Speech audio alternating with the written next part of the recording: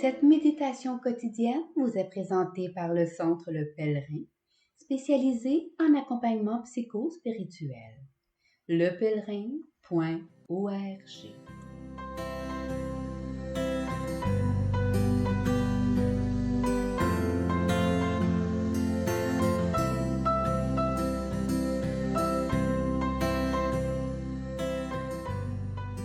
Évangile du lundi 23 janvier. En ce temps-là, les scribes qui étaient descendus de Jérusalem disaient « Ce Jésus est possédé par Béelzéboul. C'est par le chef des démons qu'il expulse les démons. » Les appelant près de lui, Jésus leur dit en parabole « Comment Satan peut-il expulser Satan ? Si un royaume est divisé contre lui-même, ce royaume ne peut pas tenir. Si les gens d'une même maison se divisent entre eux, ces gens ne pourront pas tenir. Si Satan s'est dressé contre lui-même, s'il est divisé, il ne peut pas tenir, c'en est fini de lui. Mais personne ne peut entrer dans la maison d'un homme fort et piller ses biens, s'il ne l'a d'abord ligoté. Alors seulement il pillera sa maison. Amen, je vous le dis, tout sera pardonné aux enfants des hommes, leurs péchés et leurs blasphèmes qu'ils auront proférés. Mais si quelqu'un blasphème contre l'Esprit Saint, il n'aura jamais de pardon. Il est coupable d'un péché pour toujours.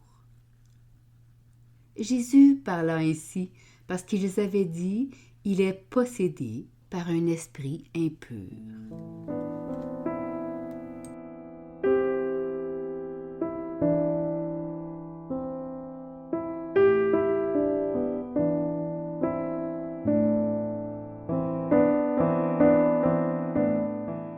Méditation. Avant la création, c'est dans le secret que le Père et le Fils échangeaient. La parole circulait, venait de l'un à l'autre et vibrait dans un souffle commun. Puis, le Créateur inventa un espace immense pour aller chercher, au plus loin de lui, une oreille humaine qui ne connaissait rien de sa mélodie. Au creux de cette oreille déjà disposée, un tympan était tendu pour recevoir la vibration de l'unité divine. Dans ce royaume, tout était prêt pour le dialogue entre l'homme et son Dieu. Mais de cet espace qui devait servir de jardin nuptial, les hommes firent un désert. Ils pensèrent qu'une indépendance détachée de sa source serait une liberté. Le fin murmure de l'amour ne sonnait pas assez fort pour ses oreilles desséchées.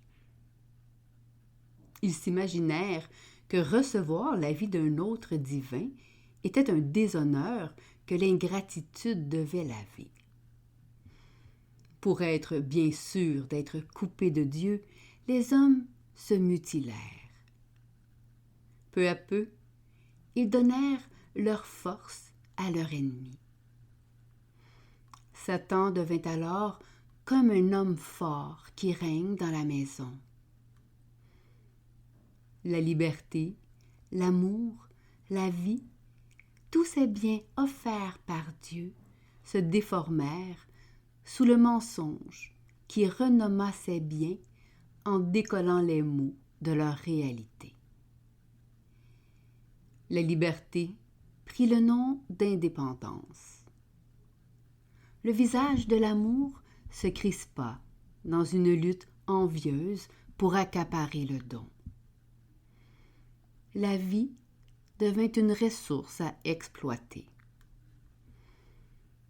Pourtant, Les hommes ont beau suivre les mots du menteur, la création reste le domaine de Dieu.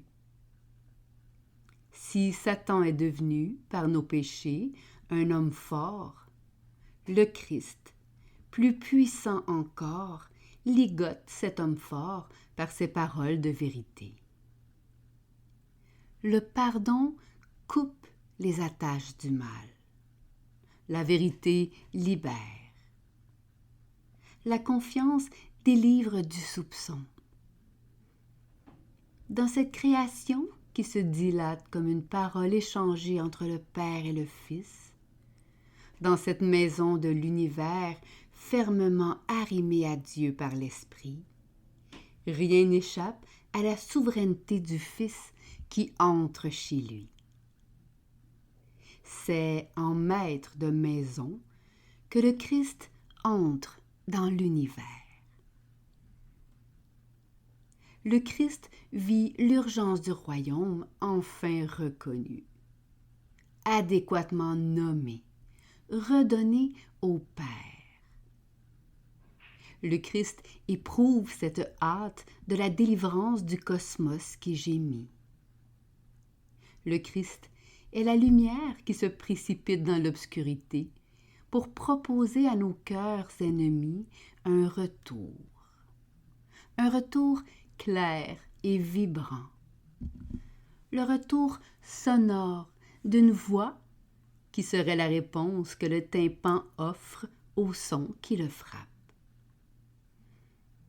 Le royaume qu'est la création ne peut plus être divisé, car il ne peut prospérer en restant séparé de la source qui l'irrigue. L'Esprit Saint est ce lien qui arrime le monde à son Créateur. Il proclame dans le cœur humain un amour qui embrasse et l'homme et Dieu. Il est l'unité qui colle les mots à leur vérité. Le Christ qui vient chercher dans le monde chaque rameau de sa vigne rejoint le fruit par la vigueur et l'unité de cette sève qu'est l'Esprit. Depuis que le Christ, jusque-là retiré dans un modeste coin de Palestine, est né sur la croix à la lumière du vaste monde, son corps mystique n'a cessé de croître. Le corps du Christ grandit dans son Église pour prendre sa pleine stature d'homme adulte. Regardez en badaud curieux ce corps du Christ qui grandit serait rester extérieur à la vie du salut. Il nous faut vivre la vie.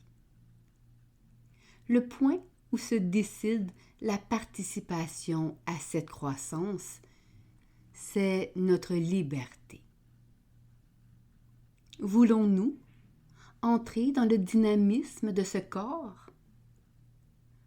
Voulons-nous participer, dans l'esprit qui unifie, à la croissance de ce corps du Christ qui transforme le monde pour l'offrir au Père?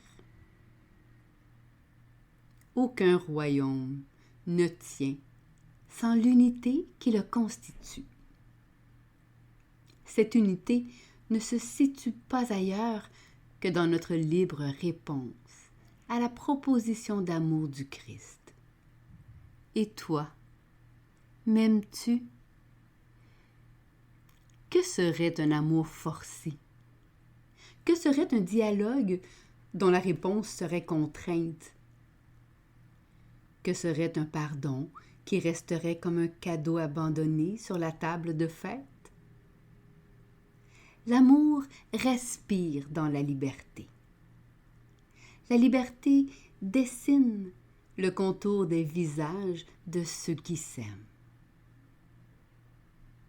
C'est dans la liberté d'une foi qui accueille que le visage de Dieu apparaît à l'homme. Le blasphème contre l'esprit est le refus obstiné que l'homme oppose à Dieu. aimer ce qui souille notre maison commune, croire dans les mots qui désunissent, se délecter de ce qui interrompt le mouvement de la sève. Tout cela empêche la vie de circuler. Le Christ sur la croix a rejoint cette extrémité humaine du refus lorsque, s'adressant à son Père, il priait « Père, pardonne-leur, ils ne savent pas ce qu'ils font. » Désormais, le pardon est posé sur la table. Il est offert. Y a-t-il une limite au pardon de Dieu? Tout sera pardonné aux enfants des hommes, mais l'homme peut rejeter l'esprit qui pardonne.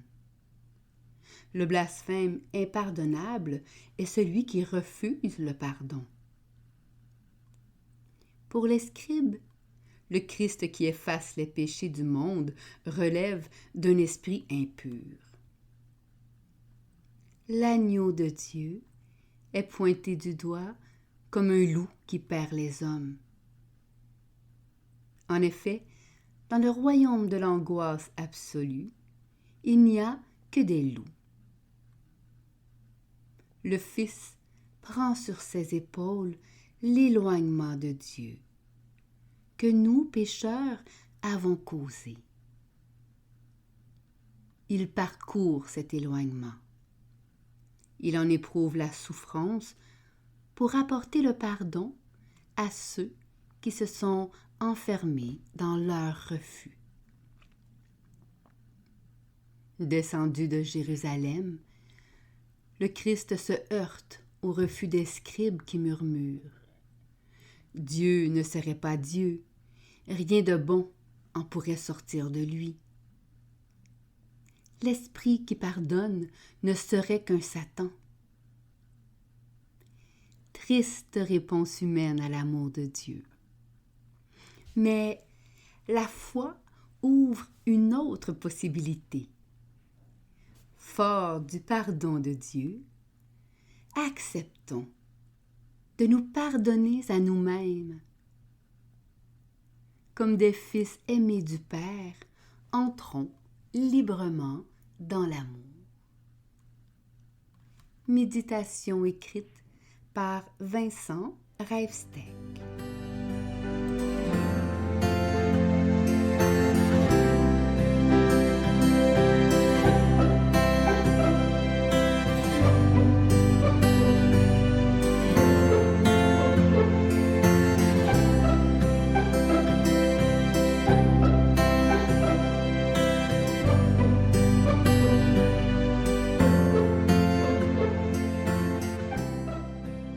Le Centre Le Pèlerin est fier d'offrir depuis plus de 20 ans un service d'accompagnement ainsi qu'un certificat universitaire en accompagnement spirituel. Tous nos services sont offerts en ligne. Nous sommes situés à Montréal, au pied de l'Oratoire Saint-Joseph. Le Pèlerin, le savoir intérieur qui transforme la vie. lepèlerin.org. Page Facebook Centre Le Pèlerin.